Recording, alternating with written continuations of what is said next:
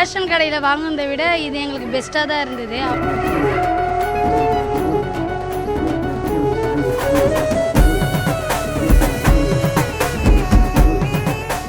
தமிழக வெற்றி கழகம் மத்திய சென்னை மாவட்ட தலைமை சார்பாகவும் மத்திய சென்னை மாவட்டத்தில் உள்ள வில்லிவாக்கம் மேற்கு பகுதி தலைமை சார்பாகவும் இன்று நம்ம தளபதி அவர்கள் ஆணைக்கு இணங்க, நம்ம மாநில பொதுச்செயலாளர் அவர்களுக்கு ஆணைக்கு இணங்க 2 பேர் வாழ்த்துக்களுடன் இன்று வில்லிவாக்கம் பகுதியில் தம்பி மேற்கு பகுதி தலைவர் தம்பி விசு தலைமையில் இன்று துப்புரவ பணியாளர்களுக்கு பொங்கல் விழா தொகுப்பு விழா நடைபெற்றது.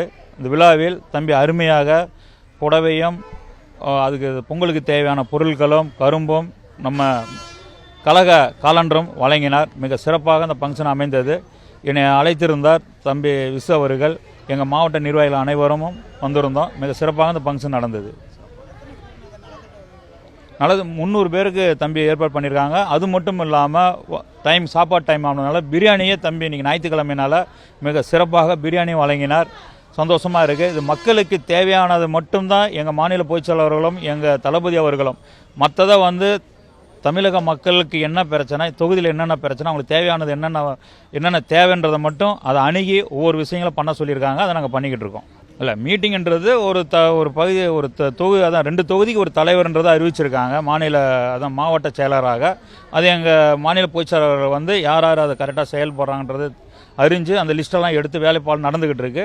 இந்த பொங்கல் முடிஞ்சு மிக விரைவில் தளபதி அவர் அறிவிப்பாங்க. ஆமாம், அது 19 போகிறாரு. அது மிக விரைவில் அதை நம்ம மாநில பொதுச்செயலாளர் அறிவிச்சிருக்காங்க. தலைமையிலும் தளபதி அவரும் அறிவிச்சிருக்காங்க. அது மிக விரைவில் போய் சந்திப்பார். மிக விரைவில் படம் சீக்கிரம் முடிய போகுது. மிக விரைவில் தளபதி அவர்கள் தமிழ்நாடு முழுவதும் சுற்றுப்பயணம் செய்ய முடிவு பண்ணியிருக்காரு. ஒவ்வொரு மாவட்ட வாரியாகவும் தளபதி அவர் வர்றதுக்கு ரெடி ஆகிட்டாங்க. நாங்கள் 2026 தளபதி டிவிகே தமிழக வெற்றி கழகம் மிக விரைவில் பணியாற்றி தளபதி அவர்கள் முதலமைச்சர் ஆக்குறது தான் எங்களுடைய குறிக்கோள்ன்றது நேரத்தில் நான் தெரிவிச்சுக்கிறேன்.